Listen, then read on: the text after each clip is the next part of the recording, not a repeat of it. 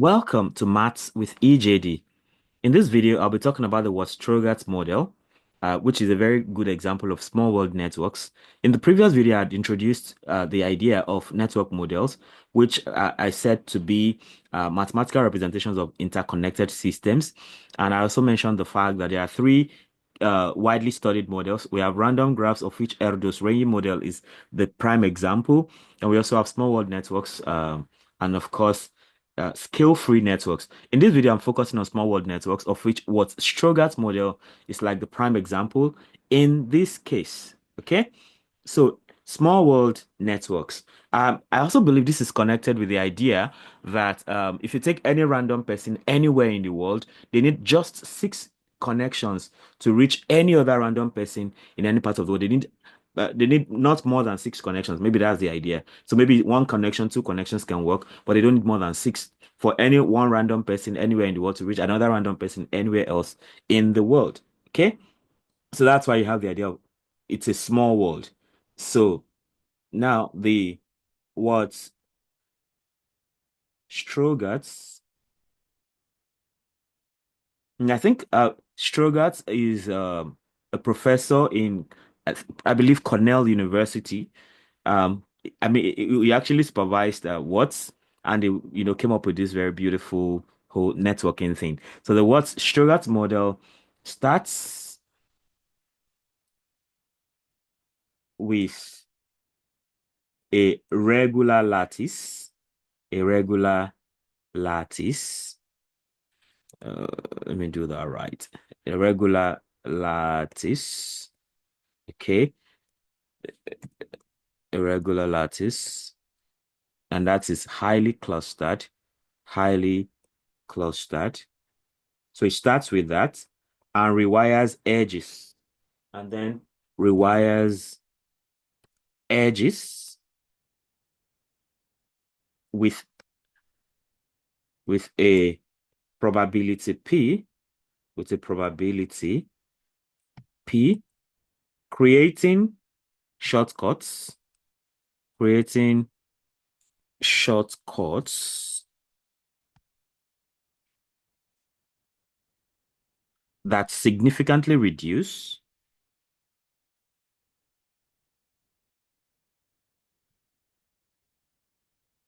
the average path length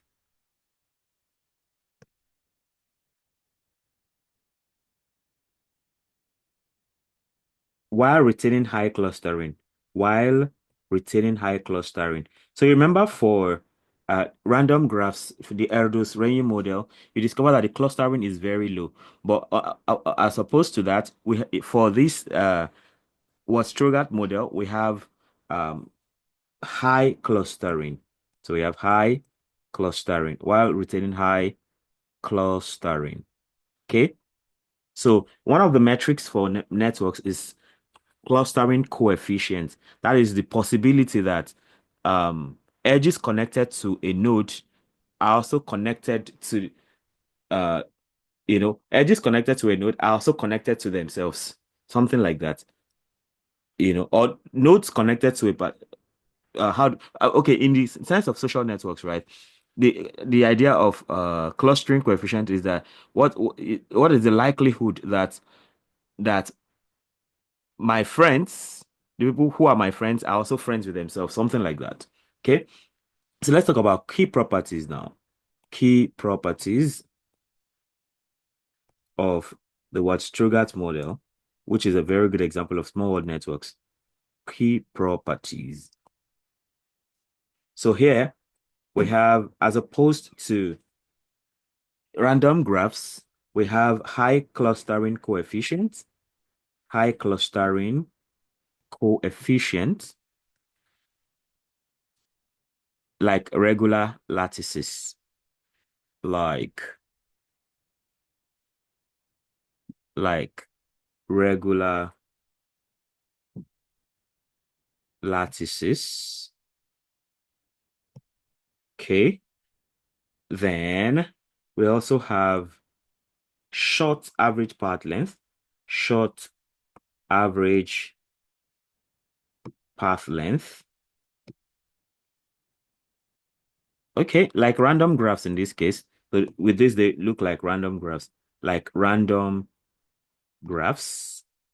So they have average short average path lengths in common with random graphs. But for clustering, they are not common. Random graphs have low clustering, but small world networks have high clustering. Then the third thing is that these models actually, but this model balances local cohesion, local cohesion, and global efficiency. So if you like, you can call these ones local models. I mean, that's my way of referring to this. So they are, I mean, there is connection at home. Why not overlooking connections outside the immediate nodes, so to speak. Now let's see some practical examples of this. So practical examples.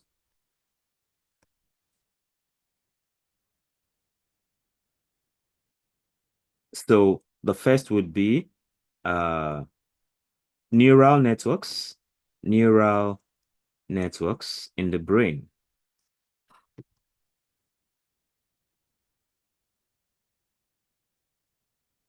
So the human brain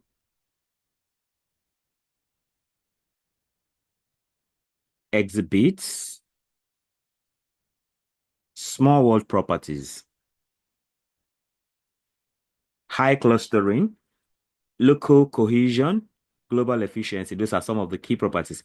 So the human brain exhibits small world properties with high local connectivity. So it's more like you're very well connected with your friends, right? That's high local connectivity in in regions, right? And efficient. So in as much as you have high connectivity with your friends, you're also efficient with long range communication. Long range communication. But that's for the this for the brain now. The human brain exhibits small world properties with high local connectivity in regions and efficient long range communication, efficient long range communication. So that's why something happening in your toes, you can easily quickly get the signal in your brain. So something like that. Another very good example will be electric power grids. Electric power grids. So power grid networks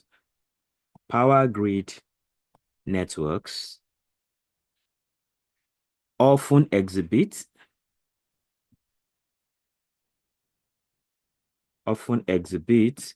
small world characteristics,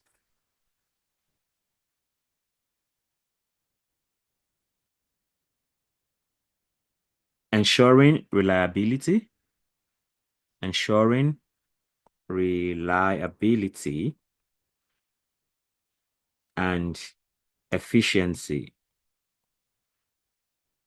despite disruptions.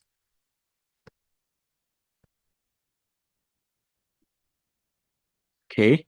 Then, of course, we have collaborative networks. I mean, this speaks to me as a researcher. Collaborative networks. Collaborative networks. Okay. So in scientific research,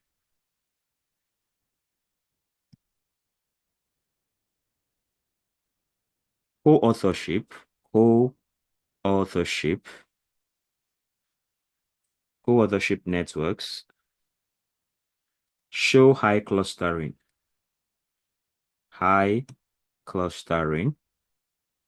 So your your different collaborators could actually be collaborating with themselves too.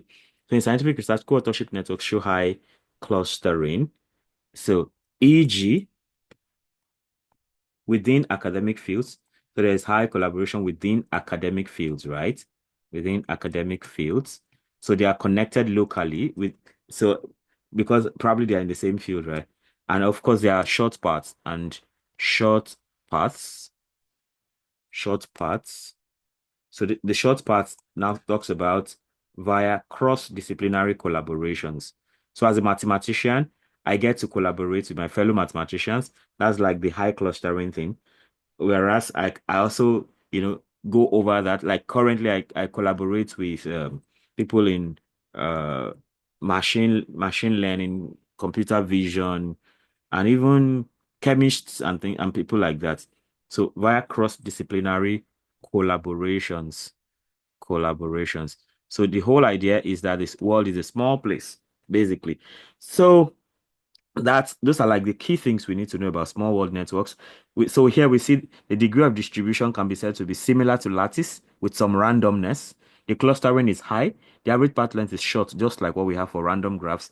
And the example application is what we've talked about: neural networks in the brain and power grids, and just collaborative networks that among people who collaborate to uh, carry out research together. Okay, so like that.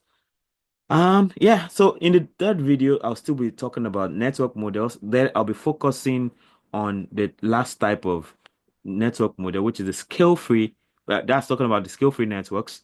And under that, we'll be seeing another very good example, which is the Barabasi-Albert model. I want to believe that I think Barabasi is seen as the father of network theory or something like that. Okay, so watch out for that video.